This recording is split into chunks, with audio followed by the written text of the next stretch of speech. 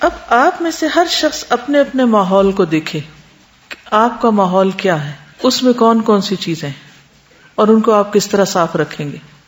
مثلا آج آپ جب گھر جائیں تو گھر کی ہر چیز پر نظر ڈالیں جو کہ وہ آپ کا ماحول ہے. مثلا فلور، فرش، بستر، چھت، جالے، شیشے، جالیاں. پھر اسی طرح جن چیزوں سے آپ ان کو صاف کرتے ہیں، جھاڑو، موپ، کیونکہ بہت سے جراثیم آپ صفائی کے نام پر گھر میں داخل کر لیتے ہیں. کیسے؟ گندا موپ لگا کے.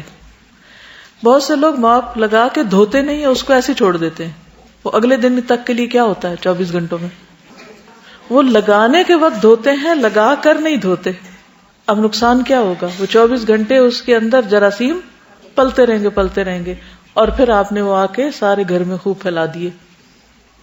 پھر اسی طرح کچن میں گئے آپ، آئیڈیل مسلمہ کچن میں ہیں، اپنے برتنوں کا حال دیکھیں، کچن کا فلور دیکھیں، کچن کے پائپ دیکھیں، واش بیسن دیکھیں، جس اسپنج کے ساتھ آپ برتن دھو رہے ہیں ذرا اس کی حالت دیکھیں، جس اسٹیل وول سے آپ اسکریچ کرتے ہیں مختلف برتنوں پہ لگی ہوئی سخت چیزوں کو، ذرا اس کو کھول کے دیکھیں. پھر اسی طرح جو مکھیاں گھوم پھر رہی ہیں مختلف چیزوں پہ بیٹھ جاتی ہیں، رات کے وقت کچن سے نکلتے ہوئے دیکھیں کہ کون کون سی چیز کھلی ہے، کیونکہ رات کے وقت سال میں ایک دن ایسا ہوتا ہے جس میں بلائیں اترتی ہیں، بیماریاں اترتی ہیں، اور جو برتن کھلا ہوتا ہے اس کے اندر چلی جاتی، پھر اسی میں ہم پانی وانی پی لیتے ہیں، کھا لیتے ہیں. تو کھانے کو ڈھکنا اور گرد و غبار سے بچانا، مکھیوں سے بچانا. پھر اس کے بعد آپ واش روم کا حال دیکھیے، جس جگہ پر آپ نے شیمپو اور سوپ رکھا ہوا ہے اس کا حال دیکھ لیجیے.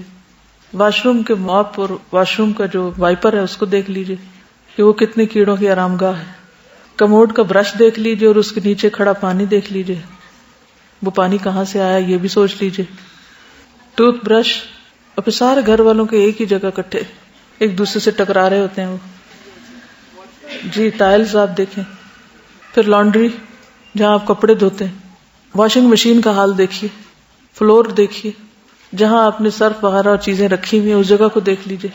ان سب چیزوں کا جائزہ لیجیے کیونکہ یہ سارا کچھ ہمارا ماحول ہے. ہم اگر آدھ گھنٹہ بھی لانڈری والے ایریا میں کھڑے ہو کر کام کر رہے ہیں تو اس میں جتنی سڑاند اور جو گندگی ہے وہ کون انہیل کر رہا ہے؟ کام کرنے والا ہی کر رہا ہے، خود آپ ہی اس کو سفر کر رہے ہیں، یعنی اس سے آپ ہی کو تکلیف ہو رہی ہے. کچن میں اگر گندگی ہے تو کس کو تکلیف ہے؟ آپ ہی کو ہے نا. اب ان ساری چیزوں کو صرف وہاں نہ دیکھیے، کیونکہ مومن غور و فکر کرتا ہے نا کہ یہ چیز مثلا ایک گندا اسپونج جو رات بھر گندگی میں پڑا رہا، صبح اٹھ کے آپ نے اسی سے جلدی سے کپ دھو اور اس میں چائے پی رہے ہیں، تو کیا وہ صاف ہے کپ جو بظاہر دیکھنے میں صاف ہے؟ پھر جو واشنگ لیکوڈز ہم یوز کرتے ہیں، بعض لوگوں کو برتن دھونے نہیں آتے، کپڑے دھونے نہیں آتے، کپڑے دھوئیں گے ابھی اس کے اندر صابن ہوگا بس نکال دیں گے. بعض لوگ برتن میں ابھی پوری طرح وہ صاف نہیں ہوا وہ صاف سمجھیں گے، اسی میں کھانا کھا لیں گے. تو اس طرح کتنے ہی انوانٹیڈ کیمیکلز گندے برتنوں اور گندے کپڑوں اور ان سب کے ساتھ ہمارے اندر جا رہے ہوتے ہیں، ان کے اثرات، چاہے وہ اسکن کے ذریعے چاہے منہ کے ذریعے. پھر اسی طرح سبزیوں یا فروٹ وغیرہ کو جب ہم لا کے رکھتے ہیں یا پھر دھوتے ہیں یا پھر بعد میں جو کٹائی ہوتی ہے اور جو اس کا ویسٹیج ہوتا ہے اس کو کتنی دیر کھلا رکھتے ہیں، کہاں ڈمپ کرتے ہیں. ترقی یافتہ دنیا میں ہر چیز کو ڈمپ کرنے کا الگ الگ ڈبہ ہوتا ہے. فوڈ الگ میں جاتی ہے، یعنی ریسائکلنگ جو ہوتی ہے، کاغذ الگ میں جاتے ہیں. اسی طرح شیشہ وغیرہ، بیٹری کے سیلز، ان سب چیزوں کو ڈسپوز آف مختلف طریقے سے کیا جاتا ہے. اور مختلف کلرز کے ڈبے گھر کے باہر رکھے جاتے ہیں ہفتے میں 1 یا 2 دن، جس میں مختلف چیزیں ہوتی ہیں اور مختلف گاڑیاں گزرتی ہیں. ایک فوڈ اٹھاتی ہے، دوسری کاغذ وغیرہ اٹھاتی ہے، تیسری باقی گھر کا جو ویسٹیج ہے اس کو اٹھاتی ہے. اگر آپ اس کو مکس کریں گے تو آپ کو جرمانہ پڑے گا. ہمارے ہاں ری سائکلنگ کا کوئی انتظام ہی نہیں، سوچ ہی نہیں. کسی بھی جگہ پر آپ کسی بھی ہائی وے پہ سفر کیجیے اور آس پاس اڑتے ہوئے پلاسٹک کے لفافے دیکھیے کہ ہمارے پورے ماحول کو کتنا گندا کر رہے ہیں. اور ان چیزوں کو جلانے کے بعد جو پولوشن ہوتی ہے، جو دھواں ہوتا ہے، وہ ہماری صحت کے لیے کتنا نقصان دہ ہے. آج پوری دنیا میں یعنی کہ گلوبل وارمنگ کے طور پر ماحول کی صفائی جو ہے یا پولوشن جو ہے وہ ایک بلا بنی ہوئی، ایک عذاب بنا ہوا ہے.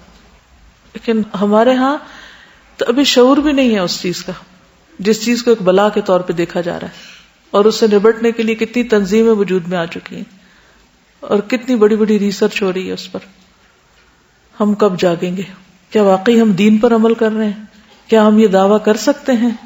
پھر آپ اپنی ورک پلیس پہ ہیں، اپنے اسٹڈی ٹیبل پر ہیں، صرف اپنے اسٹڈی ٹیبل کو ہی دیکھ لیجئے کہ اس کی صفائی کا کیا حال ہے. ہم اپنے کی بورڈز ہی دیکھ لیں، ماؤس جس سے ہم کمپیوٹر پہ کام کرتے ہیں، کمپیوٹر اسکرین دیکھ لیں.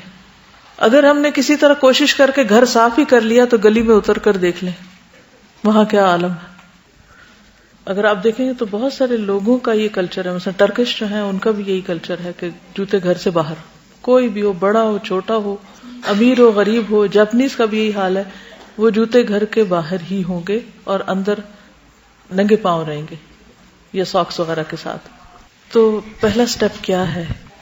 احساس، شعور، ارادہ، نیت کہ یہ کرنا ہے، اس کی ضرورت ہے، اس کے بغیر چارہ نہیں.